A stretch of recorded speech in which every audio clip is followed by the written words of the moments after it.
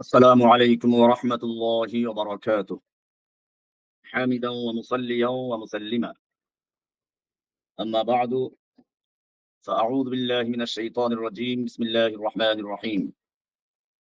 شرح الأربعين النبوية ইমাম নববী রাহমাতুল্লাহ আলাইহি কর্তৃক সংকলিত 40 হাদিসের আজকে অষ্টম হাদিস। عن ابن عمر رضي الله تعالى عنهما أن رسول الله صلى الله عليه وسلم قال: أمرت أن أقاتل الناس حتى يشهدوا أن لا إله إلا الله وأن محمد رسول الله ويقيموا الصلاة ويؤتوا الزكاة فإذا فعلوا ذلك عصموا مني دماءهم وأموالهم إلا بحق الإسلام وحسابهم على الله. رواه البخاري ومسلم. তরজমা।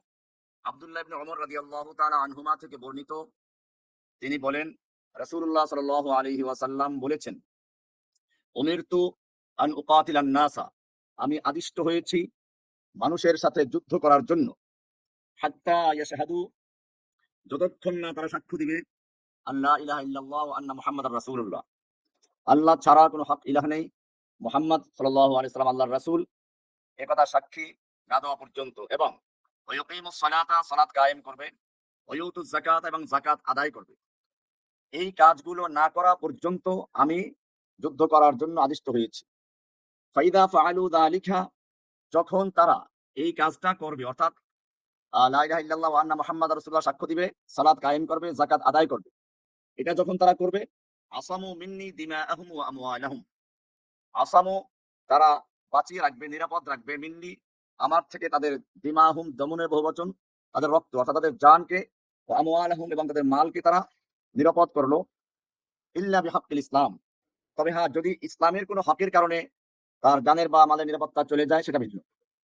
ওয়া হিসাবুহুম আলাল্লাহি তাআলা, এখন এই সাক্ষ্যগুলো যখন দিবে সে, এবং সালাত কায়েম করবে, যাকাত আদায় করবে, তখন সে নিরাপত্তা লাভ করবে জান এবং মালের উপরে। এখন যদি অন্তর থেকে সাক্ষ্য না দেয়, তো সে বিষয়টি আল্লাহর উপরে ন্যস্ত হবে। পার্থিব দুনিয়াবী হুকুমের ক্ষেত্রে সে তার জানমালের নিরাপত্তা পেয়ে যাবে। তর্জমা হলো, এবারে হাদিসের শাব্দিক বিশ্লেষণ। প্রথমে আছে উমিরতু। উমিরতু শব্দটি মাবনি লিল মাজহুল, অর্থাৎ প্যাসিভ ব্যবহার করা হয়েছে, মাজহুল ব্যবহার করা হয়েছে। মাজহুল কেন ব্যবহার করে? মাজহুল ব্যবহার করা হয় এক তো যদি কর্তা বা ফাইল জানা না থাকে, আরেকটা হচ্ছে ফাইল জানা আছে কিন্তু তারপরে উল্লেখ করা হয় না। এখানে দুইটা কারণ থাকে। একটা কারণ হচ্ছে ফাইল বা কর্তা এত বড় এবং এত স্পষ্ট যে উল্লেখ করার কোনো প্রয়োজন হয় না, সকলেই জানে। যেমন এই ক্ষেত্রে উমিরতু, আল্লাহর রাসূল যখন বলছেন আমি আদিষ্ট হয়েছি, আমি আদেশকৃত হয়েছি, আদিষ্ট হয়েছি, আদেশকর্তা কে এটা স্পষ্ট যে আল্লাহ সুবহানাহু ওয়া তাআলা আদেশ করেছেন, এছাড়া রাসূলকে আদেশ করার মতো আর কেউ নেই। আরেকটা হলো যে কর্তা জানা আছে তারপর উল্লেখ করা হয় না, কারণ উল্লেখ করার কোনো প্রয়োজন নেই। যেমন ঝাড়ু দেওয়া হয়েছে, এখানে ঝাড়ু কে দিল এটা মুখ্য বিষয় নয়, যে অমুক সাহেব ঝাড়ু দিয়েছেন এটা বলার কোনো প্রয়োজন নেই, কারণ ঝাড়ু দেওয়া এমন কোনো কাজ নয় যেটা উল্লেখ করলে কর্তার খুব একটা মর্যাদা বেড়ে যাবে। বরং এক্ষেত্রে ঝাড়ু দেওয়াটাই হচ্ছে মুখ্য বিষয়, কে দিয়েছে তা মুখ্য বিষয় নয়। এই কারণে অনেক সময় মাজহুল ব্যবহার করা হয়। তাহলে তিনটা কারণ হচ্ছে, একটা হলো এই, হয়তো ফাইল বা কর্তা জানা নেই সে কারণে প্যাসিভ ব্যবহার করা হয়, অথবা জানা আছে কিন্তু তারপর উল্লেখ করা হয় না, সেক্ষেত্রে দুইটা কারণ থাকতে পারে। একটা হচ্ছে এই যে কর্তা এত স্পষ্ট এবং এত প্রসিদ্ধ যে যে কেউ সেটা উল্লেখ না করলেও বুঝতে পারে, যেমন এখানে যেটা বলা হলো। আরেকটা হচ্ছে কাজটা এমন যেখানে কর্তা উল্লেখ করার কোনো প্রয়োজন নেই, কাজটা হওয়া যাওয়াটাই মুখ্য বিষয়। যেমন বললাম যে ঝাড়ু দেওয়া হয়েছে, কে দিয়েছে এটা মুখ্য বিষয় নয়। এখানে উমিরতু ব্যবহার করা, মাজহুল প্যাসিভ ব্যবহার করা হয়েছে, এটা শরিয়াতে এবং তাকভিনী ব্যাপারে দুই ক্ষেত্রেই জায়েজ। উমরে শরঈয়া, উমরে কাউনিয়া, অর্থাৎ তাকভিনী বিষয়েও এটা বৈধ, আর শরঈ বিষয়েও বৈধ। তাকভিনী বিষয়ে যেমন বলা হয়েছে খুলিকাল ইনসানু দাঈফা, সূরা নিসা 28 নম্বর আয়াত।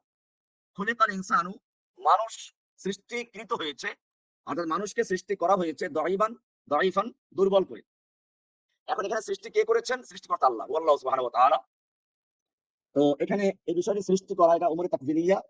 আবার শরঈ বিষয়ে এরকম করা হয়েছে, যেমন এই হাদিসে উমিরতু আন উকাতিলান নাস, আমি আদিষ্ট হয়েছি মানুষের সঙ্গে যুদ্ধ করতে।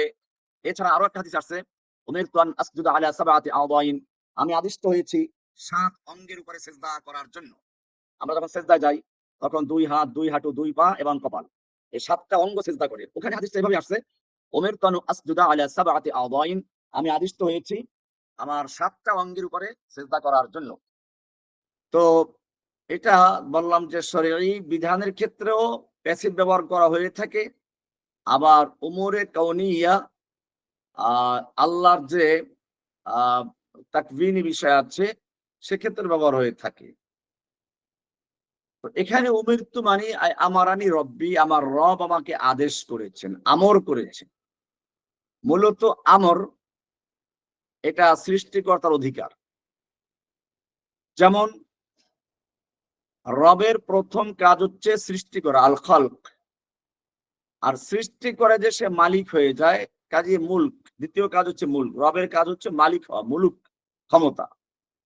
আর ক্ষমতা যার থাকে যে মালিক হয়, তার আদেশ বা নীতিমালা কার্যকর হয়। এই কারণে আমরা দেখি একটা মোবাইল কোম্পানি যখন একটা মোবাইল তৈরি করে, সাথে একটা ক্যাটালগ দিয়ে দেয়। এই ক্যাটালগটা দেয় কেন? যে তোমরা এই মোবাইল যদি চালাও, এটা আমরা তৈরি করেছি, আমরা এর মালিক। আমাদের নির্দেশ মতো যদি চালাও তাহলে মোবাইলটা চলবে। একটা ল্যাপটপ, একটা কম্পিউটার যখন আপনি কিনবেন, যে কোম্পানির কিনবেন সেই কোম্পানি আপনাকে সঙ্গে একটা ক্যাটালগ দিয়ে দিবে। এখন আপনি বললেন যে না, এই ক্যাটালগ দিয়ে দরকার নেই আমার, আমি আমার মতো চালাবো। তাহলে এটা চলবে না। কারণ এটা হচ্ছে তার যারা এটা তৈরি করেছে তারা এটার মালিক। এখন এখানে তাদের কমান্ড চলবে, অন্য কারো কমান্ড চলবে না, অন্য কোনো নীতিমালা চলবে না। তো মূলত আমর বলা হয় যে মালিক, যে সৃষ্টি করে সে মালিক হয়, আর যে মালিক হয় তার কমান্ড চলে, অন্য কারো কমান্ড সেখানে চলে না। এই কারণে আমর হচ্ছে ইসলামের পরিভাষায় তলাবুল ফিল আলা ওয়াজহিল ইস্তিলা, অর্থাৎ নিজেকে বড় মেনে নিয়ে, বড় ধরে নিয়ে তার চেয়ে ছোট ব্যক্তি বা অধীনস্থ ব্যক্তির থেকে কোনো কাজ পাওয়ার জন্য আদেশ করা। যেমন ইদরিব, তুমি মারো। তার মানে আমি তোমার কাছ থেকে মারণ কাজটা চাচ্ছি। আয় আতলুবু মিনকা ফি'লা দরব, আমি তোমার থেকে দরব কাজটা, মারণ কাজটা চাচ্ছি। আপনি বলেন উকতুল, তাকে হত্যা করো। তার মানে কি? আতলুবু মিনকা তালাবাল ফি'লাল কতল, আমি তোমার থেকে হত্যা কাজটা চাচ্ছি। তো এরকম আদেশ করা, বাস্তবে সে বড় হোক বা না হোক, নিজেকে বড় মনে করে আহ তার চেয়ে তার অধীনস্থকে কোনো কাজ করার জন্য আদেশ করা, কার থেকে একটা কাজ চাওয়া। বাস্তবে বড় নাও হতে পারে। যেমন মনে করেন একজন মালিকের বাচ্চা, ছোট বাচ্চা, সে তার বাপের বয়সী একটা কর্মচারীকে বলছে, এই আহ কাজটা করো, দারোয়ান এই কাজটা করো, ড্রাইভার এই কাজটা করো। ওই পিচ্চি জানে যে সে তার মালিকের ছেলে, কাজে তার কর্তৃত্ব এই লোকের উপরে চলবে। দারোয়ান এবার বাবার ড্রাইভার, তার কথা মানতে বাধ্য। কাজী এই নিজেকে বড়র অবস্থানে রেখে আর সম্বোধিত ব্যক্তিকে যাকে আদেশ করা হচ্ছে সে তার চেয়ে নিচের, এইটা ভেবে তার থেকে কোনো কাজ চাওয়াটা, এটাকে বলা হয় আমর। আর যদি সমান সমান লোকের কাছে কেউ কোনটা চায়, আপনি আপনার ছাত্র ভাইয়ের কাছে কোনো একটা আবেদন করলেন, এটাকে আরবিতে বলা হয় আহ ইলতেমাস।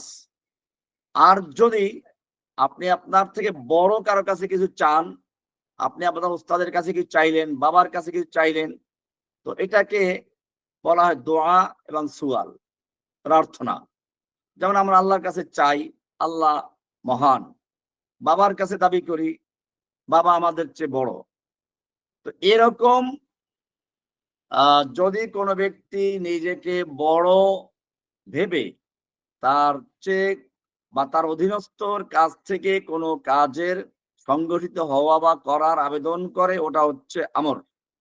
কাউলুল কায়েল লিগাইরিহি আলা সাবিলিল ইস্তি'লাই ইফআল, যে কোনো বক্তা তার অধীনস্থ কারো কাছ থেকে নিজেকে বড় মনে করে কোনো একটা কাজ করতে বলা।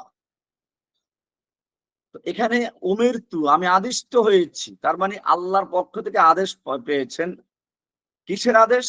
আলুকাতিলান নাস, মানুষের সঙ্গে কেতাল করতে। কেতাল কি জিনিস? দেখুন, কেতাল এবং কতল দুটা ভিন্ন জিনিস। এখানেই আমাদের অনেকে ভুল করে বসে। কতল হচ্ছে আইয়াকতুলা শাখসান বিআইনিহি, কোন একজনকে সুনির্দিষ্ট কাউকে হত্যা করা। আর কেতাল কাউকে হত্যা করা না, বরং কেতাল হচ্ছে উভয় পক্ষে যুদ্ধ করা। অর্থাৎ আপনি এক দলের বিরুদ্ধে যুদ্ধ করছেন, তারা আপনার দলের বিরুদ্ধে যুদ্ধ করছে। যখন দুইটা পক্ষ একে অপরের মুখোমুখি যুদ্ধ করে, এটাকে বলা হয় কেতাল।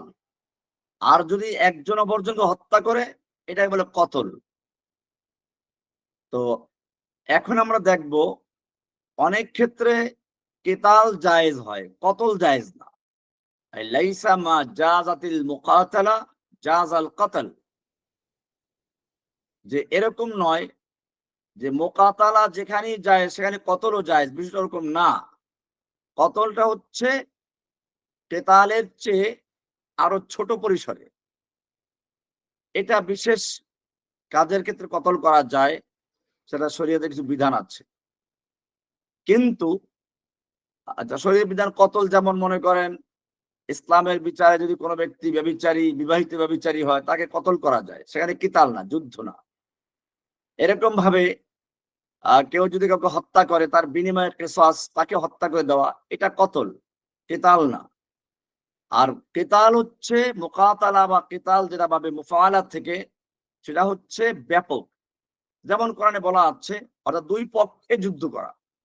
কোরআনের সূরা হুজুরাতের 9 নম্বর আয়াতে বলা হয়েছে, ওয়াইন তাইফাতানি মিনাল মুমিনিনা ইকতাতালু, যদি মুমিনদের দুইটা গ্রুপ পরস্পরে কতলে কিতালে, যুদ্ধে লিপ্ত হয়ে যায়, মারামারিতে লিপ্ত হয়ে যায়, ফাসলিহু বাইনাহুমা, তোমরা তাদের মাঝে সমঝোতা করে দাও। ফাইম বাগাত ইহদাহুমা আলাল উখরা, কিন্তু যদি একটা গ্রুপ আরেকটা গ্রুপের উপরে বাড়াবাড়ি করে, তাহলে ফাকাতিলুল্লাতি তাবগি, তাহলে যে গ্রুপটি বাড়াবাড়ি করেছে তাদের বিরুদ্ধে যুদ্ধ করো, হাত্তা তাফিআ ইলা আমরিল্লাহ, যতক্ষণ না তারা আল্লাহর আদেশের দিকে ফিরে আসে। এখানে দেখুন কেতাল করতে বলা হয়েছে, কাতিলু আল্লাতি তাবগি, কতক্ষণ? এরা কিন্তু মুমিন, কারণ কোরআন বলছে ওয়াইন তাইফাতান মিনাল মুমিনিনা, মুমিনদের দুইটা গ্রুপ যদি কেতালে লিপ্ত হয়, তাহলে এখানে বলা আছে তোমরা তাদের মধ্যে সমঝোতা তৈরি করে দেওয়া না পারলে, যারা বাড়াবাড়ি করে তাদের বিরুদ্ধে যুদ্ধ করো, কিন্তু বলা হয় না তাকে হত্যা করো। কারণ সমঝোতার উদ্দেশ্যে হত্যা করা যাবে না, কেতাল করতে বলা হয়েছে, অর্থাৎ যুদ্ধ করে। হ্যাঁ, যুদ্ধের ময়দানে কেউ যে মারা যায় সেটা ভিন্ন বিষয়। এ কারণে মুহাম্মদ সাল্লাল্লাহু আলাইহি ওয়াসাল্লামের উম্মতদেরকে আদেশ করা হয়েছে, আন তুওয়াফিকাল ইমাম ফি কিতালি আহলিল বাগি আল্লাযীনা ইয়াখরুজুনা আলাল ইমাম বিশুবহাতিন, ইমামের বিরুদ্ধে, মুসলিম খলিফার বিরুদ্ধে বা মুসলিম শাসকের বিরুদ্ধে যদি কোনো ব্যক্তি যুদ্ধ করে কোন সংশয়, সন্দেহের কারণে, তাহলে মুসলিমদেরকে বলা হয়েছে তার ওই শাসকের পক্ষ হয়ে যুদ্ধ করতে। কারণ মুসলিমরা যখন একজন ইমামকে নিয়োগ করে, তখন প্রজাদের কাজ হচ্ছে তাকে আনুগত্য করা এবং তার সাথে সহযোগিতা করা, যাতে করে সমাজে ফিতনা ফাসাদ ধ্বংস হয়ে যায়। এখন মুসলিমরা যুদ্ধ করবে তাহলে কি জন্য? ইনসাফ প্রতিষ্ঠার জন্য, অন্যায়কে দূর করার জন্য, ফিতনা ফাসাদকে নির্মূল করার জন্য। আবু বকর রাদিয়াল্লাহু তাআলা আনহু মানিঈনে যাকাত, যাকাত অস্বীকারীদের বিরুদ্ধে যুদ্ধ করেছেন, কিন্তু তিনি তাদেরকে হত্যা করেন নাই। ওয়ালাকিন লাম ইয়াকতুলহুম বাল কাতালাহুম, তাদের বিরুদ্ধে যুদ্ধের ঘোষণা করেছেন, যাতে তারা হকটাকে বুঝে নেয়, হকে দিয়ে ফিরে আসে। হাত্তা ইয়াশহাদু আল্লা ইলাহা ইল্লাল্লাহ, হাত্তা, এই হাত্তাটা দুই অর্থে আসে। একটা হচ্ছে হাত্তা বমানা, কারণ দর্শানোর জন্য, যেমন হাত্তা বমানা আন উকাতিলা লিয়াশহাদু, আমাকে যুদ্ধ করতে বলা হয়েছে যাতে তারা সাক্ষী দেয়। অথবা গায়াত, সীমানা বোঝাবার জন্য, আমি যুদ্ধে যে আদিষ্ট হয়েছি যতক্ষণ পর্যন্ত তারা এই সাক্ষী দিবে। তা সাক্ষী দেওয়ার জন্য অথবা এই সাক্ষী দেওয়া পর্যন্ত কোনটা হবে? তো হাত্তা দুইটা অর্থেই আসে, কিন্তু গায়াতের জন্য অর্থাৎ সীমানা বোঝাবার জন্যই বেশি ব্যবহার হয়। যেমন কোরআন শরীফে কোন জায়গায় আবার কারণ দর্শাবার জন্য আসে। যেমন আপনি দেখেন সূরা তাহার ৯১ নম্বর আয়াতে আছে, বনী ইসরাইল বলল যে লান নাবরাহা আলাইহি আকিফিনা হাত্তা ইয়ারজিআ ইলাইনা মূসা। আমরা এই গোবৎস পূজা করতে থাকবো। গোবৎস পূজা করতে থাকবো কতক্ষণ? সীমানা কতক্ষণ পর্যন্ত? হাত্তা ইয়ারজিআ ইলাইনা মূসা, মূসা ফিরে আসা পর্যন্ত। এখানে এটা সীমানা বুঝিয়েছে যে তারা মূর্তি পূজা করতে, গোবৎস পূজা করতে থাকবে। সীমানা কতদূর? মূসা আসা পর্যন্ত। এটা হলো সীমানা, গায়াত বুঝাবার জন্য। আর একটা হচ্ছে ইল্লাত বুঝাবার জন্য, কারণ দর্শানোর জন্য। তো সেটা উদাহরণ দিই আমরা। সূরা মুনাফিকুনের ৭ নম্বর আয়াত, লা তুনফিকু আলা মান ইনদা রাসূলিল্লাহি হাত্তা ইয়ানফাদ্দু। মুনাফিকরা বলল, লা তুনফিকু আলা মান ইনদা রাসূলিল্লাহি, রাসূলের কাছে যারা আছে তোমরা তাদের উপরে খরচ করো না, ব্যয় করো না। হাত্তা ইয়ানফাদ্দু, এখানে সীমানা না, যাতে তারা ফিরে আসে, মুহাম্মদ সাল্লাল্লাহু আলাইহি ওয়াসাল্লাম ত্যাগ করে তারা ফিরে আসে। এখানে ফিরে আসা পর্যন্ত বলা হয় নাই, বলা হয়েছে যাতে তারা ফিরে আসে। তো যখন ফিরে আসবে তখন আর তখন ব্যয় করতে পারবে। এখানে বলা হয়েছে হাত্তা ইয়াশহাদু, আমি আদিষ্ট হয়েছি যুদ্ধ করার জন্য কতক্ষণ পর্যন্ত? যতক্ষণ না তারা এ সাক্ষ্য দেয় আশহাদু আল্লা ইলাহা ইল্লাল্লাহ। সাক্ষ্যটা হয় বিআলসিনাতিহিম ওয়া বিকুলুবিহিম, এটা আমরা আলোচনা আগেও করেছি। শাহাদা বলা হয় মৌখিক ঘোষণা, যেটা অন্তরের বিশ্বাসের সঙ্গে হয়। সুতরাং যদি অন্তরের বিশ্বাস নিয়ে না বলা হয় তাহলে এটাকে শাহাদা বলা হয় না। সূরা মুনাফিকুনের শুরুতে আমরা বলেছিলাম, বারবার এই কথা এসেছে যে ইদা জাআকাল মুনাফিকুন, হে নবী যখন মুনাফিকুনরা আপনার কাছে আসবে, ক্বালু, তারা বলবে, নাশহাদু ইন্নাকা লা রাসূলুল্লাহ, আমরা সাক্ষ্য দিচ্ছি আপনি আল্লাহর রাসূল। আল্লাহু ইয়ালামু ইন্নাকা লা রাসূলুহু, আল্লাহ জানেন নিশ্চয় আপনি আল্লাহর রাসূল। আল্লাহু ইয়াশহাদু ইন্নাল মুনাফিকিনা লাকাযিবুন, আল্লাহ সাক্ষ্য দিচ্ছেন যে মুনাফিকরা মিথ্যাবাদী। তো মুনাফিকরা তো সত্য কথাই বলেছে, তারা মিথ্যাবাদী হলো কি করে? তারা তো বলেছে আপনি আল্লাহর রাসূল, এ কথা সাক্ষ্য দিচ্ছি। এই কথাটা মিথ্যা বলে না, এই কারণে মিথ্যাবাদী বলা হয় নাই। আসলে তারা যে তাদের কথাটাকে সাক্ষ্য বলে নাম রেখেছে, এটা মিথ্যা বলেছে, কারণ শাহাদাটা হয় অন্তরে বিশ্বাস নিয়ে। তো আসলে শাহাদা বলা হয় মুখের কথা যেটা অন্তরের বিশ্বাসের সঙ্গে বলা হয়, এটার নাম শাহাদা। আর যদি অন্তরে বিশ্বাস না থাকে ওটাকে শাহাদা বলা হয় না। কিন্তু এখন প্রশ্ন হচ্ছে, কেউ যদি মুখে বলল কিন্তু অন্তর বিশ্বাস নেই, অন্তর তো আমরা চিরে রাখতে পারবো না। দুনিয়াবি বিচারে কোন ব্যক্তি যদি বলে আমি আশহাদু আল্লা ইলাহা ইল্লাল্লাহ ওয়া আন্না মুহাম্মাদুর রাসূলুল্লাহ, সাক্ষ্য দিল, তাতেই তার জানমালের নিরাপত্তা পাবে। এই কারণেই বলা হয়েছে ওয়া হিসাবুহু আলাল্লাহ, অন্তরে তার কি আছে এটা আল্লাহর উপরে সুপর্দ করা হবে। এক্ষেত্রে আপনারা জানেন প্রসিদ্ধ হাদিস আছে, উসামা রাদিয়াল্লাহু তাআলা আনহু যুদ্ধের ময়দানে যখন যুদ্ধ চলছে, এক কাফের সে লা ইলাহা ইল্লাল্লাহ সাক্ষ্য দিল। উনি চিন্তা করলেন যে লোকটা জান বাঁচাবার জন্য বলেছে, তাকে মেরে দিল। আল্লাহর রাসূল সাল্লাল্লাহু আলাইহি ওয়াসাল্লামের কাছে এসে যখন বিষয়টি উল্লেখ করলেন যে এরকম ভাবে সে লা ইলাহা ইল্লাল্লাহ বলার পরে হত্যা করেছি, রাসূল সাল্লাল্লাহু আলাইহি ওয়াসাল্লাম বারবার বলেন যে তুমি লা ইলাহা ইল্লাল্লাহ বলার পরে হত্যা করেছো, আকাতালতা রাজুলান বাদা শাহাদাতি লা ইলাহা ইল্লাল্লাহ, এটা তুমি পারলে কি করে? এরপর আল্লাহ রাসূল এখানেই ক্ষান্ত করেন নাই, বরং বললেন কি, আল্লাহুম্মা ইন্নী বারিউম মিম্মা ফাআলা উসামা, হে আল্লাহ উসামা যেটা করেছে আমি এর থেকে বারা করছি, আমি এই কাজে দায়িত্ব নিচ্ছি না।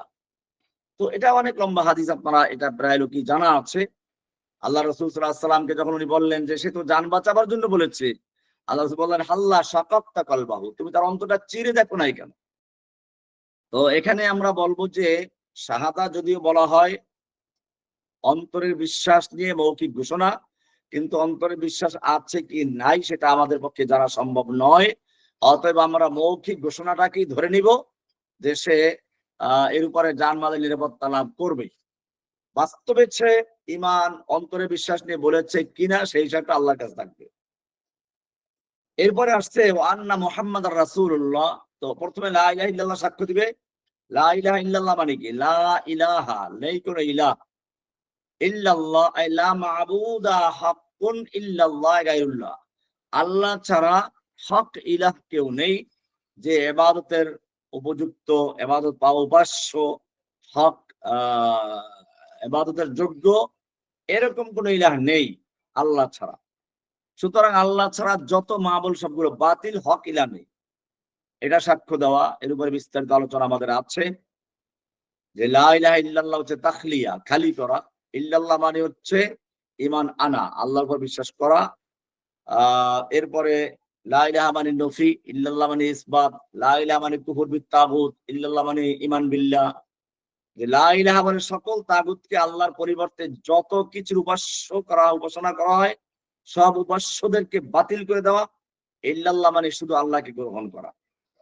এরপরে দ্বিতীয় সাক্ষ্য হচ্ছে ওয়ান্না মুহাম্মাদুর রাসূলুল্লাহ, মুহাম্মদ আল্লাহর রাসূল, এই কথা সাক্ষ্য দেওয়া। এখানে মুহাম্মদ নাম উল্লেখ করেছেন, এটা বলেন নাই যে ওয়া আন্নী রাসূলুল্লাহ, আমি আল্লাহর রাসূল কথা বলেন নাই। কেন বলেন নাই? এটা বোঝানোর জন্য যে মুহাম্মদ আল্লাহর রাসূল। আমি সেটা বলা উদ্দেশ্য না। এখানে উদ্দেশ্য হচ্ছে মুহাম্মদ, আমি সাধারণ মানুষ, আমি মুহাম্মদ, এটা আল্লাহর রাসূল। তার মানে হচ্ছে আমি আব্দুল্লাহ হিসাবে না, আমি আল্লাহর রাসূল হিসাবে মুহাম্মদ আল্লাহর রাসূল, একথা সাক্ষ্য দেওয়া। রাসূল মানে হচ্ছে যাকে আল্লাহ সুবহানাহু ওয়া তাআলা নতুন শরিয়া, নতুন বিধান দিয়ে উম্মতের কাছে প্রেরণ করেছেন ইসলাম প্রচারের জন্য, আল্লাহর দ্বীন পৌঁছে দেওয়ার জন্য, তাকে বলা রাসূল। নবীটা আম।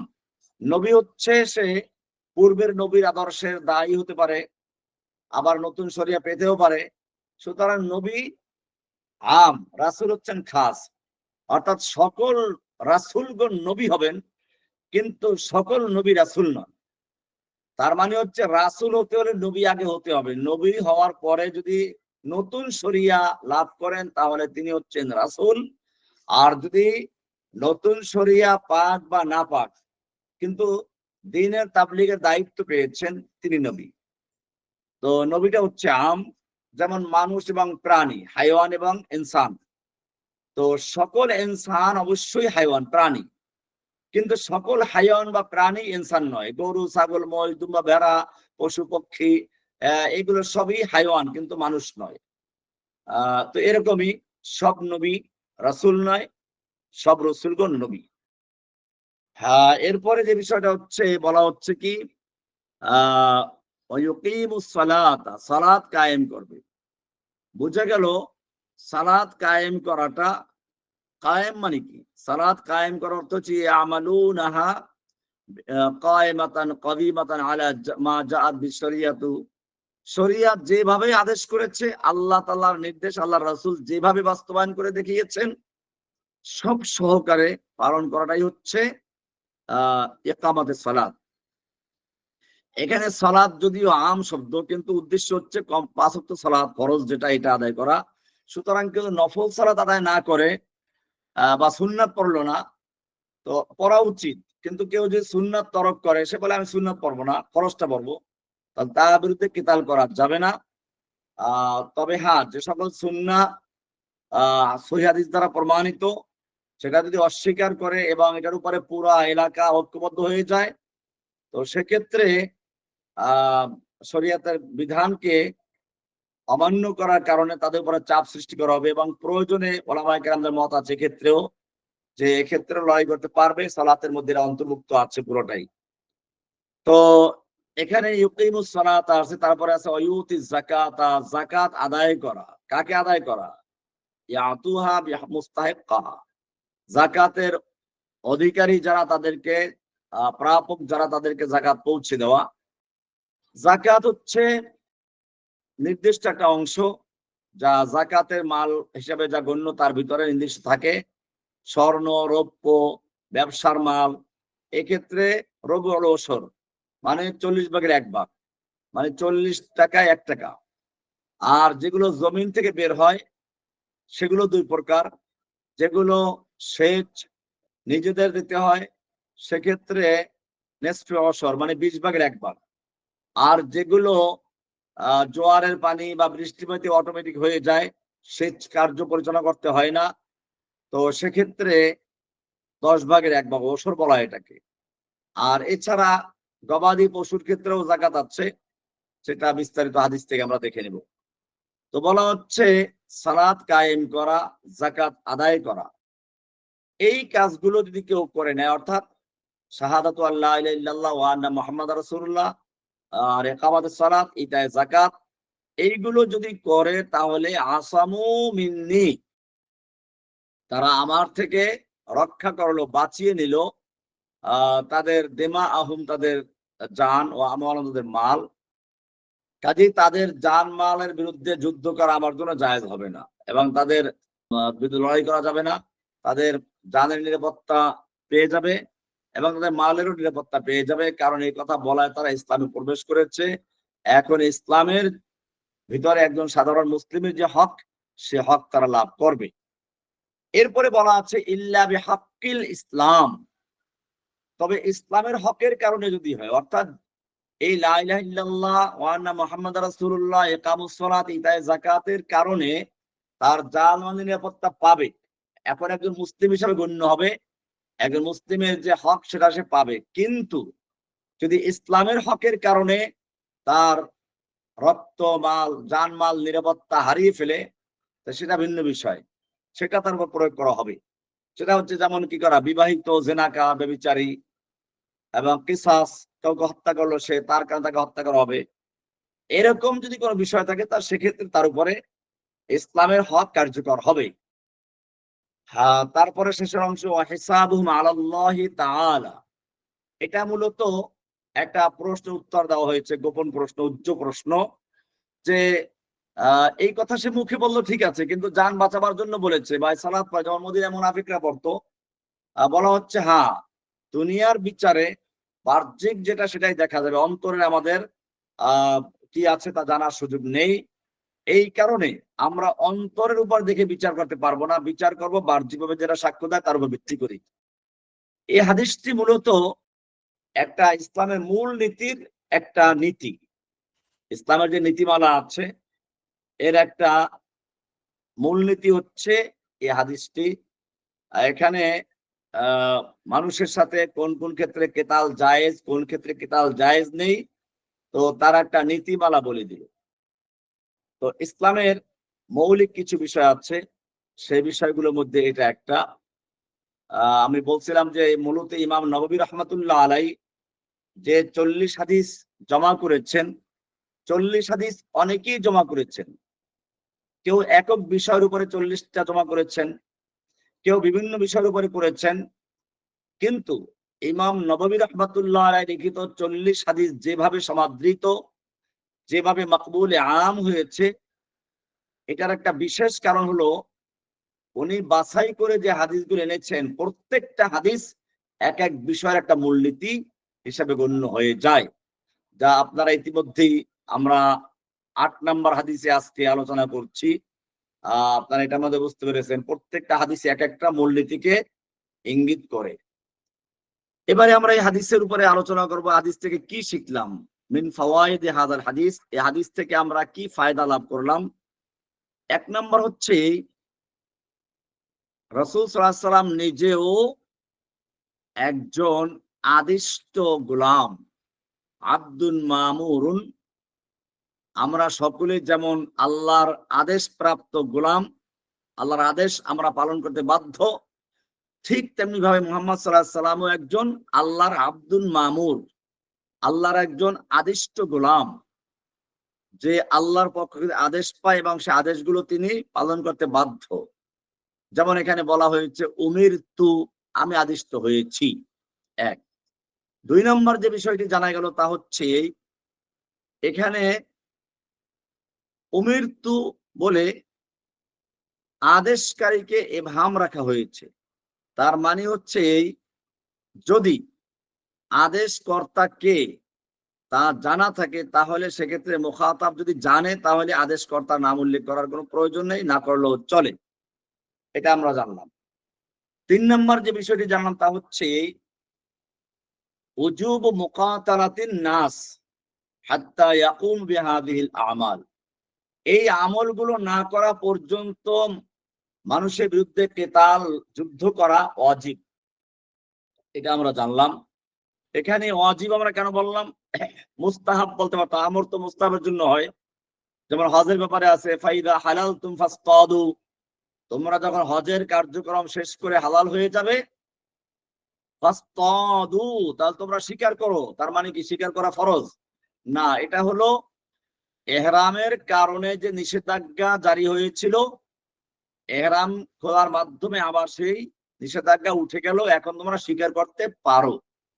অর্থাৎ ফাসতাদু আমর আছে, কিন্তু এটা উজুবের জন্য নয়, জাওয়াজ বয়ান করার জন্য, যে আগে ইহরাম পরার সঙ্গে সঙ্গে যে কাজগুলো নিষিদ্ধ হয়েছিল তার মধ্যে একটা ছিল শিকার করা যাবে না। এখন ইহরাম খুলে যাওয়ার পরে শিকার করা বৈধ হয়ে গেল। এখানে উমিরতু মানে আদিষ্ট হয়েছি। এখানে আমরা বললাম যে উজুব পাওয়া গেল, মুকাতালাতুন নাস হাত্তা ইয়াকুমু বিহাদিহিল আমাল। এই আমলগুলো না করা পর্যন্ত আমি যুদ্ধ করার জন্য আদিষ্ট হয়েছি। এখানে আমরা আদেশ কেন বললাম? মুস্তাহাব বলতে পারতাম, মুবাহ বলতে পারতাম। তার কারণ হচ্ছে এই যে না, এখানে আদেশটা কিসের জন্য? ইস্তেহবাবের জন্য নয়। কারণ যেখানে একটা হারাম জিনিসে আদেশ করা হয়, সেটা আহ মুস্তাহাবের জন্য আসে না, বরং সেটা ওয়াজিবের জন্য হয়ে যায়। ইস্তিবাহাতুল মুহাররাম লা তাকুনু ইল্লা লিইকামাতি ওয়াজিবিন। কোন হারাম জিনিসকে মুবাহ করার দেওয়া, জায়েজ করে দেওয়া, এটা কোন একটা ওয়াজিবকে প্রতিষ্ঠা করার জন্য হয়ে থাকে, মুস্তাহাবের জন্য নয়। এই কারণে কোন ফুকাহায়ে কেরাম কি করেছেন? খতনা করাকে ওয়াজিব বলেছেন। কেন বলেছেন? আমি আবার ওয়াজিব বলছি না। কেউ বলেছেন খতনা করা ওয়াজিব। কেন? খতনা করা হচ্ছে একটা অঙ্গ বা একটা চামড়া কেটে ফেলে দেওয়া। আর চামড়া কাটা বা অঙ্গ কাটা এটা হারাম। এখন যখন নাকি একটা হারামকে জায়েজ করা হয়েছে, তো এটা মুস্তাহাবের জন্য জায়েজ করা হয় না, ওজুবের জন্য জায়েজ করা হয়। এই কারণে কেউ ওয়াজিব বলেছেন। বাকি এটা জুমহুর উলামায়ে কেরামদের মত হচ্ছে যে না, খতনা করা ওয়াজিব নয়, খতনা করা হচ্ছে সুন্নাহ। তো এটা একটা উদাহরণ দিলাম। আচ্ছা, এরপরে এখান থেকে বোঝা গেল যে জিহাদ বা কেতাল এটা ফরজ হয়ে যায়। কখনো হয় ফরজে কিফায়া, কখনো ফরজে আইন হয়ে যায়। আবার ফরজে আইন যখন হয় তখনও কিন্তু একেবারে আহ সকলের জন্য নফির আম, যদি ইমাম যদি সেটা বলে তার সে ভিন্ন বিষয়। কিন্তু এমনি কোরআনের উসুল হচ্ছে এই যে কোরআনে যারা সূরা তাওবার 122 নম্বর আয়াতে বলা আছে, ওমা কানাল মুমিনুনা লিয়ানফিরু কাফা ফালাউলা নাফারা মিন কুল্লি ফিরকাতিন মিনহুম তাইফাতুন লিয়াতাফাক্কাহু ফিদ্দিন। যে সকল মুমিনদের বের হয়ে যাওয়া, নফির করাটা বলা হয় নাই। ফালাউলা নাফারা মিন কুল্লি ফিরকাতিন মিনহুম তাইফাতুন, প্রত্যেকটা গোত্র থেকে, সম্প্রদায়ের থেকে বা দল থেকে কেন একটা অংশ বের হচ্ছে না যাতে তারা ফিকহ অর্জন করবে? তার মানে হচ্ছে তারা ফিরে এসে কি করবে? ওয়ালিউনজিরা কওমাহুম ইযা রাজাউ ইলাইহিম লাআল্লাহুম ইয়াহযারুন। তো এই আয়াত থেকে বোঝা যায় যে একেবারে সকলের জন্য মানে জরুরি নয়। তবে হ্যাঁ, যদি নফির আম হয়ে যায়, ইমাম যদি স্পষ্ট করে দেয় যে সকল কি বের হতে হবে, কেউ বেঁকে থাকবে না, তার সেক্ষেত্রে সকলের জন্য ফরজ হয়ে যাবে। 4 নম্বর যে জিনিসটা আমরা পেলাম হাদিস থেকে, তা হচ্ছে উজুবু শাহাদাতি আল্লা ইলাহা ইল্লাল্লাহ বিল কলবি ওয়াল লিসান। যে লা ইলাহা ইল্লাল্লাহ সাক্ষ্য দিতে হবে অন্তর দিয়ে, মুখে, দুটো দিয়ে। অন্তরে বিশ্বাস, মৌখিক স্বীকৃতি দিতে হবে। যদি শুধুমাত্র মুখে প্রকাশ করে তার দুনিয়াবি হিসেবে তারা জানমালের নিরাপত্তা পাবে। অন্তরের বিষয়টা আল্লাহর উপরে আমরা ছেড়ে দিব, কারণ অন্তরের বিষয়টা আমরা জানি না। হ্যাঁ, এখন যদি সে বলার পরে দেখি আমরা তার থেকে ইসলাম বিরোধী কোনো কাজ পাওয়া যাচ্ছে এবং স্পষ্ট, তাহলে সে মিথ্যাবাদী বলে গণ্য হবে, তখন তার উপর অন্য বিষয় কার্যকর হবে। এছাড়া আমরা তার উপরে শরীয়তের বিধান কার্যকর করতে পারবো না। 5 নাম্বার যে জিনিসটি বোঝা গেল তা হচ্ছে লা বুদ্দা আন ইয়াতাকিদাল ইনসান আল্লা মা'বুদা হাক্কুন ইল্লাল্লাহ, যে আল্লাহ ছাড়া কোনো হক ইলাহ নেই। কাজেই কেউ যদি বিশ্বাস করে যে আল্লাহ আছেন, আবার অন্য হক মাবুদও আছে, আল্লাহও হক, অন্যরাও হক, ঠিক আছে, তো এরকম যদি বলে তাহলে তার তাওহীদ গ্রহণযোগ্য হবে না, সে মুমিন হবে না। মুমিন হতে তো লা ইলাহা ইল্লাল্লাহ, নফি ইসবাত, মানে আগে সবকিছু না করে শুধুমাত্র একজনকে গ্রহণ করতে হবে। কাজেই যারা বলে সব ধর্মই ঠিক আছে, হিন্দু ধর্ম ঠিক আছে, খ্রিস্টান ধর্ম ঠিক আছে, এটা দেখুন, এটা পরিষ্কার হয়তো না বোঝার কারণে, অথবা কি বুঝে শুনে কাজটা করছে। যেটাই হোক তার ঈমান থাকবে না, না বুঝে থাকলে হবে না। কারণ হচ্ছে এই তাওহীদের বিষয়টি অজ্ঞতা, এটা ওজোর চলবে না। কাজেই এখন যদি কোনো জায়গায় এক্কেবারে সেই জঙ্গলে, আফ্রিকার জঙ্গলে যারা এখন পর্যন্ত মানুষ দুনিয়াতে আছে, মানুষেরা প্লেনে চড়ে, গাড়িতে চড়ে, এসব সম্পর্কে কিছুই জানে না, এখনো ল্যাংটা থাকে, পশু-পক্ষী শিকার করে খায়, এরকম যদি কেউ থাকে তো তাদের উপরে ইসলামের দাওয়াত পৌঁছাতে হবে। আর যদি না পৌঁছে তাদের বিষয়টি আল্লাহর কাছে সুপর্দ করা হবে। কিন্তু এই জাগতিক দুনিয়াতে ঘোরাফেরা করবে আর বলবে যে আল্লাহর বিষয়টি আমি জানতাম না, এই অজ্ঞতার দলিল দিয়ে পার পেয়ে যাবে, এটা হবে না। কারণ এখন এই বিষয়টি ক্লিয়ার যে আহ এটার উপর আমার আলাদা লেকচার হবে ইনশাআল্লাহ, যে আল্লাহ তাআলা আছেন, এবং সে বিষয়ে লেকচার গুলো আছেও আগের থেকে। কিতাবুল ঈমান, আমার কিতাবুল ঈমান এই বিষয়গুলো লেকচার দেওয়া আছে।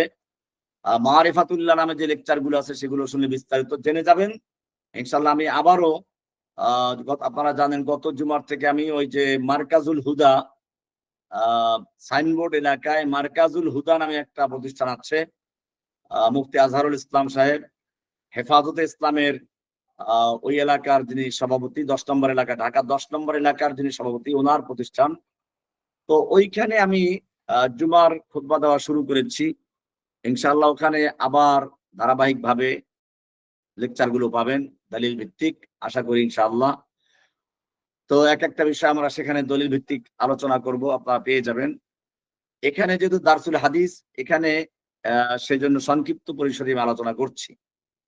আচ্ছা, এই হাদিস থেকে 6 নম্বর যে বিষয়টি আমরা জানলাম তা হচ্ছে এই যে যুদ্ধ শুধুমাত্র 2 সাক্ষ্য দিলেই যুদ্ধ বন্ধ করা যাবে না, বরং যুদ্ধ বন্ধ করতে হবে, তার সাথে আরো যুক্ত আছে যে সালাত কায়েম করতে হবে, যাকাত আদায় করতে হবে, অর্থাৎ আল্লাহর শরিয়াকে মেনে নিতে হবে।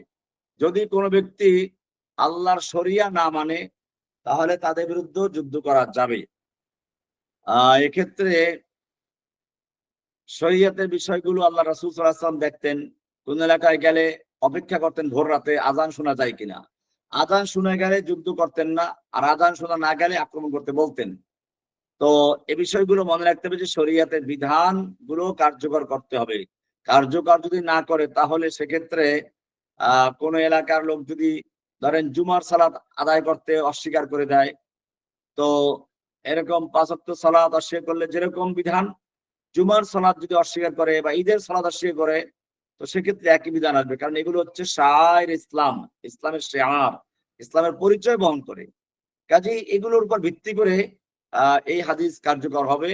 কোন এলাকা, কোন শহর বা কোন গ্রাম যে ঐক্যবদ্ধ হয়ে যায়, ঈদের সালাত তারা পড়বে না, কারণ কোরআনে পায় নাই তারা, যেটা হচ্ছে আহলে কোরআন, বিভিন্ন ফিরকা তৈরি হচ্ছে কোরআনিয়ুন বা হাদিস অস্বীকারী যারা আছে, মুনকিরিনে হাদিস, এই জাতীয় লোকগুলো আছে যারা হচ্ছে জুমার ব্যাপারে তারা অস্বীকার করে, জুমা তো কোরআনই আছে, অন্যান্য যে অনেক বিষয় আছে, তো এরকম তারা তাবিল করে। তো যদি এরকম ইসলামের শেয়ার কোন জিনিসকে অস্বীকার করে, তো সেক্ষেত্রে তাদের বিরুদ্ধে যুদ্ধ করা যাবে। এরকম ভাবে যাকাতকে যারা অস্বীকার করেছিল তাদের বিরুদ্ধে যুদ্ধ করা যাবে। কারণ কোরআনে যাকাতের ব্যাপারে পরিষ্কার বিধান আছে, যাকাত দিতে হবে, যাকাতের খাতগুলো বলা আছে। তো যাকাত আদায় না করলে কোন এলাকার লোক যদি যাকাত দিতে অস্বীকার করে তাদের বিরুদ্ধে যুদ্ধ করা হবে। আচ্ছা, 9 নাম্বার কাজ যেটা সেটা হলো এই যে ইতলাকুল ফি'ল আলাল কওল। এখানে ফাইদা ফাআলু যালিকা, যখন তারা এই কাজগুলো করবে, এখানে তো সাক্ষ্য দেওয়ার বিষয়টি আছে, সেখানে ইজা ফাআলুর অন্তর্ভুক্ত, ফেলের অন্তর্ভুক্ত, সাক্ষ্য দেওয়াটাও চলে আসছে। কাজে সাক্ষ্যটা একটা ফেলের কাজ অন্তর্ভুক্ত, অর্থাৎ মুখের কাজ। অন্তরের বিশ্বাস এটা ফেলের অন্তর্ভুক্ত, কারণ এখানে জিহ্বা নাড়াচাড়া করতে হয়, এটা একটা কাজ। তাহলে কথাটাকেও কাজের অন্তর্ভুক্ত করেছে হাদিসের ভিতরে। এরপরে 10 নম্বর যে বিষয়টা আমরা হাদিস থেকে জানলাম তা হচ্ছে আন্নাল কুফারা তুবাহু দিমাহুম ওয়া আমওয়ালুহুম, কাফেরদের জানমাল নিরাপত্তা পায় না। আর যদি কোনো মুসলিম দেশে তারা ভিসা নিয়ে আসে অথবা জিম্মি হয়ে থাকে, মুসলিমদের আইন কানুন মেনে চলে, ট্যাক্স দিয়ে থাকে, তাহলে ভিন্ন কথা। কিন্তু যতক্ষণ পর্যন্ত মুসলিম এমআরআই জিম্মি হিসেবেও নয় অথবা তারা ট্যাক্স দিয়ে থাকে, তারা বরং পাসপোর্ট মানে অনুমোদন নিয়ে আসে নাই, তাহলে তাদের জানমাল নিরাপত্তা ইসলামী রাষ্ট্র দিবে না। এটা বলা হলো যে আসামু মিন্নি দেমাহুম ওয়া আমওয়ালাহুম, দুইটা এই সাক্ষ্যগুলো দিলে তারা তাদের জানমাল নিরাপত্তা পাবে, তার মানে না দিলে জানমাল নিরাপত্তা পাবে না, বরং তাদেরকে হয়তো হত্যা করা হবে, না হয় বন্দি করা হবে, এবং তাদের মালগুলোকে গনিমতের মাল বানানো হবে। এ বিষয়গুলো আমাদের মনে রাখতে হবে। এরপরে 11 নম্বর যে জিনিসটা হাদিস থেকে বোঝা গেল তা হচ্ছে যে আন্নাহু ক্বাদ ইস্তাবাহু আদ-দামু ওয়াল মালু বিহাক্কিল ইসলাম, ইসলামের হকের কারণেও কখনো কখনো জানমালের নিরাপত্তা চলে যায়। যদিও হাদিসে সেগুলো উল্লেখ করা হয় নাই, কিন্তু আমরা দেখি আবু বকর রাদিয়াল্লাহু তাআলা আনহু যাকাত অস্বীকার করারকারীদের বিরুদ্ধে যুদ্ধ করেছেন। এরকম ভাবে আরো যে বিষয়গুলো আছে, যেমন বললাম আগেই যে কেউ যদি কাউকে হত্যা করে তার বিরুদ্ধে তার মোবাহদ্দম হয়ে যায়, কেউ জেনা করে যদি বিবাহিত অবস্থায়, তো তার জন্য তার জানের নিরাপত্তা থাকবে না। এরপরে যে বিষয়টি আসলে তা হচ্ছে হিসাবুহুম আলাল্লাহ, অর্থাৎ মাখলুকাতের হিসাব নিকাশ আল্লাহর কাছে। তাহলে রাসূলের কাজ হচ্ছে তাবলীগ করা এবং বাহ্যিক যে বিধানগুলো আছে তার উপর ভিত্তি করে বিচার ফয়সালা করা দুনিয়াতে। অন্তরে কি আছে কি না আছে এই বিষয়ের উপর বিচার করা আমাদের দায়িত্ব নয়, আমরা অন্তর চিরে দেখবো না। তো সুতরাং আমাদের কাজ হচ্ছে দাওয়াত দেওয়া, এই বাহ্যিক কাজটা করা, তাবলীগ করা। আমরা যদি তাবলীগ করে যাই আমাদের দায়িত্ব আদায় হয়ে গেল। এখন এরপরে তারা পালন করলো কি করলো না সেজন্য আমাদেরকে আল্লাহ তাআলা জিজ্ঞেস করবেন না। যেমন সূরা গাশিয়ার 22 নম্বর 23 নম্বর আয়াতে বলা আছে লাস্তা আলাইহিম বিমুসাইতির ইল্লা মান তাওয়াল্লা ওয়া কাফার, যে আপনি দারোগা নন। তো যারা তাওয়াল্লা মুখ ফিরিয়ে নিবে, কুফরি করবে, আল্লাহ বলছেন ফায়ুআযযিবুহুল্লাহুল আযাবাল আকবার ইন্না ইলাইনা ইয়াবাহুম সুম্মা ইন্না আলাইনা হিসাবাহুম, সূরা গাশিয়ার 24 থেকে 26 নম্বর আয়াত। সুতরাং আপনারা যারা, আমরা যারা দায়ী আছি, আমাদের কাজ হচ্ছে মানুষের কাছে আল্লাহর দ্বীনকে পৌঁছে দেওয়া। এখন সে কবুল করলো কি করলো না এটার জন্য আমাকে আল্লাহ তাআলা দায়ী বানাবেন না। আমার দায়িত্বটা আমি পৌঁছে দিলে আল্লাহর কাছে এতটুকুর জন্য আমরা তাবলীগের দায়িত্ব পালন করলাম, আল্লাহর কাছে এই জন্য আমাদেরকে জবাবদিহি করতে হবে না। এরকম ভাবে মুসা আলাইহিস সালাম ফেরাউনের কাছে গেলেন, তিনি দাওয়াত দিলেন, ফেরাউন দাওয়াত কবুল করলো না। এতে মুসা আলাইহিস সালামের দাওয়াতের সওয়াব কমে যায় নাই। আপনি আমি দাওয়াতের কাজ চালিয়ে যাবো, এই হাদিস থেকে এটা বুঝলাম। হিসাবুহুম আলাল্লাহ, আমরা যাকে দাওয়াত দিচ্ছি সে কবুল করলো কি করলো না এটা আমাদের দেখার বিষয় নয়। তো বিষয়গুলো হচ্ছে আমরা এই হাদিসটা গুরুত্বপূর্ণ একটা হাদিস যেটা নিয়ে আমরা আলোচনা করলাম। রাসূলুল্লাহ সাল্লাল্লাহু আলাইহি সাল্লাম থেকে আব্দুল্লাহ ইবনে ওমর রাদিয়াল্লাহু তাআলা আনহু বর্ণনা করেছেন যে রাসূলুল্লাহ সাল্লাল্লাহু বলেছেন উমিরতু আন উকাতিলান নাস, আমি আদিষ্ট হয়েছি মানুষের সঙ্গে যুদ্ধ করতে, হাত্তা ইয়াশহাদু আল্লা ইলাহা ইল্লাল্লাহ ওয়া আন্না মুহাম্মাদার রাসূলুল্লাহ, যতক্ষণ না সাক্ষ্য দিবে যে আল্লাহ ছাড়া কোনো হক ইলাহ নেই, মুহাম্মদ সাল্লাল্লাহু আলাইহি ওয়াসাল্লাম আল্লাহর রাসূল, এবং ওয়ায়ুকিমুস সালাতা ওয়া ইউতুজ যাকাতা, সালাত কায়েম করবে, যাকাত আদায় করবে। এটা না করা পর্যন্ত আমি যুদ্ধ করার জন্য আদিষ্ট হয়েছি। ফাইদা ফাআলু যালিকা, যদি এই কাজগুলো করে, যখন তারা এই কাজগুলো করে নিবে, আসামু মিন্নি দিমাআহুম ওয়া আমওয়ালাহুম, আসামু তারা নিরাপত্তা লাভ করবে, বাঁচিয়ে নিল, মিন্নি আমার থেকে, দিমাআহুম দমনের বহুবচন, তাদের জান, ও আমওয়ালাহুম তাদের মাল সমূহকে তারা বাঁচিয়ে নিল, নিরাপত্তা লাভ করলো। ইল্লা বিহাক্কিল ইসলাম, কিন্তু এরপর যদি ইসলামের হকের কারণে তার উপরে জানমাল নিরাপত্তা চলে যায় সেটা ভিন্ন বিষয়। কিন্তু যদি এই সাক্ষ্যগুলো দেয় তাহলে সে আমার থেকে জানমাল নিরাপত্তা লাভ করলো। ওয়া হিসাবুহু আলাল্লাহি তাআলা, এখন তার অন্তরে কি আছে, সে আমাদের সাথে প্রতারণা করলো না ধোঁকা দিল, এটা আমরা অন্তরের খবর যাচাই করতে পারবো না, এটা আল্লাহর উপরে ছেড়ে দেওয়া হবে। তো আজকে এ পর্যন্তই আলোচনা হলো। আল্লাহ তাআলা আমাদের সকলকে দিনের জন্য কবুল করেন, সহিহ ইলম অর্জন করার তৌফিক দান করেন, আর কোরআন সুন্নাহর নূর দ্বারা আমাদের সিনাকে পরিপূর্ণ করে দেন। অযথা বেহুদা কাজ থেকে আল্লাহ তাআলা আমাদেরকে বিরত থাকার তৌফিক দান করেন। আসসালামু আলাইকুম ওয়া রাহমাতুল্লাহি তাআলা ওয়া বারাকাতুহু।